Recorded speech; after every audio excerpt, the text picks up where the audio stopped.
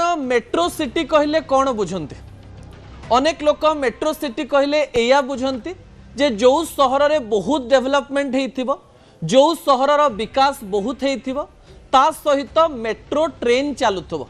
Metro train कौन अटे ता तो मु आपणक निकट रे रखिबी, किंतु ता पूर्वरु प्रथम प्रसंग टीवी स्क्रीन को आनिबा पई अनुरोध करिबी जहा गुरुत्वपूर्ण अटे। भुवनेश्वर सांसद अपराजिता षडंगींकर चिट्ठी। एही समय रे मुख्यमंत्री मोहन चरण माझी कौन करिवे ताकू नहीं लोकमानंक मनरे प्रश्न रहिछि। एबे आपणक मनरे प्रश्न आसुथिबो जे अपराजिता षडंगी मुख्यमंत्री मोहन चरण माझी को काहीकि चिट्ठी लिखिचंती एवं एही चिट्ठी द्वारा को प्रकार प्रभाव भविष्यत रे पड़िबा पई जाउछि। चिट्ठी काहीकि लिखिचंती प्रथमे सही प्रसंग रे आपणक निकट रे मु तथ्य रखिबा पई जाउछि। विजुअल उपरे आपणकर दृष्टि आकर्षण करे देबा पई चाहिबे। 2023 मसीह रे ओडिशा रे लोकमानंक निकट रे एई कथा रखा जाइथिला जे ओडिशा भुवनेश्वर रे मेट्रो होबा पई जाउछि। मेट्रो रो 3 फेज काम मानंक मध्यरु गोटिए फेज रो काम आरंभ होबो। एयरपोर्ट रु बाहरी रेलवे स्टेशन दे बापूजी नगर दे किड स्क्वायर दे आपण नंदनकानन दे त्रिशूलिया पर्यंत मेट्रो ट्रेन रे जाई परिबे एवं स्वप्न देखा जाइथिला जे 2027 मसीहा डिसेंबर मास सुद्धा मेट्रो प्रकल्पर काम सरीजिवो। ओडिशार लोक माने मेट्रो चढ़ीबार स्वप्न साकार हबो एवं मेट्रो रे चढ़ी पारिबे। 2024 रे जेतेबेले निर्वाचन हैला सेतेबेले भारतीय जनता पार्टी एकाकी सरकार को आसिला एवं सरकार करिबा परे अनेक गुड़िए नीति नियम परिवर्तन हैला एवं गत 4 तारिख दिन कैबिनेट रे निष्पत्ति निया गला जे मेट्रो प्रकल्प को स्थगित रखा जाउची। डीएमआरसी सहित जो कंसल्टेंसी करा जाइथिला ताकू टर्मिनेट कर दिया जाइची।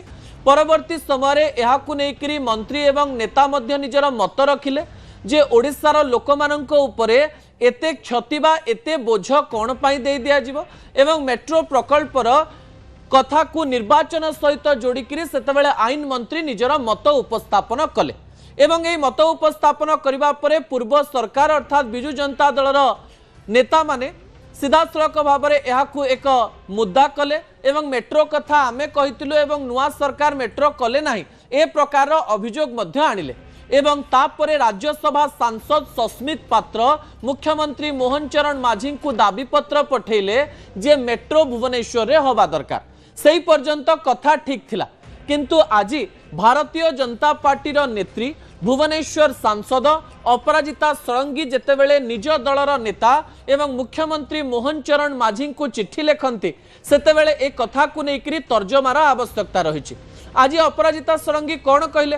अपराजिता षडंगी कहले जे किछि प्रकल्प रे लाभ क्षति देखा जाए नाही, किछि प्रकल्प जनहित पई करा जाई थाए। से जो 3 पृष्ठार चिट्ठी लिखिचंती कौन पाई आम राज्य रे मेट्रोर आवश्यकता रही, एबे मेट्रो काहीकि हबा दरकार एवं एब्रप्टली मेट्रो प्रकल्प को बंद करिबारे से दुखित हवा सहित मुख्यमंत्री मोहन चरण माझी सहित मु कथा हेछि। मुख्यमंत्री को मु दाबी पत्र देइछि एवं मुख्यमंत्री को मु चिट्ठी लिखिछि जे भुवनेश्वर रे मेट्रो करा जाओ। एबे समस्तंक मनरे प्रश्न रही जेतेबेले भुवनेश्वर सांसद अपराजिता षडंगी मुख्यमंत्री मोहन चरण माझी को भुवनेश्वर रे सीधासलख भाव में मेट्रो हो बोली चिट्ठी लिखिचंती, या पछर असल कथा कौन, या परे को प्रकार प्रभाव पड़िबा पई जाउची? सतरे भुवनेश्वर रे मेट्रो हबो कि? मेट्रो हबा आउ न हबा पछरे कौन सब जुक्ति रही से समस्त कथा आपणक निकट रे मु रखिबा पई चाहिबे। प्रथमे सरल रे बुझाई देबा पई चाहिबी। आजिकाली ओडिशा बाहर को प्राय समस्ते जाइथिबे एवं मेट्रो माने कौन जानिथिबे।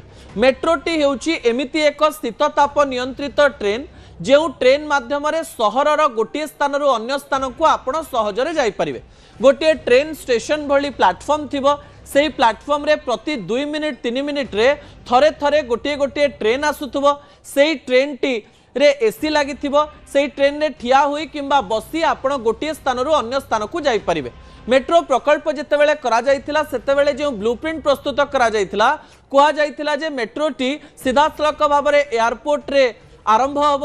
एयरपोर्ट रु बाहरिकी बापूजी नगर देकरी शिशु भवन छक देकरी सीधासलख भाव में जयदेव विहार रु किड छक रु नंदनकानन पर्यंत नंदनकानन त्रिशूलिया पर्यंत हम तापर खोर्धा एवं कटकर कथा कहुला पुरी कथा एथिरे सामिल थिला। यही समय आपणक निकट में मु भुवनेश्वर मेट्रोर इतिहास रखापी चाहिए केउ समय कौन होता कौ प्रकार प्रस्ताव दि जाइथिला ताकू नहीं कौ प्रकार कथा उठा जाइथिला से तथ्य भी रखापी जाऊँगी। ता परवर्ती प्रसंग आपणक निकट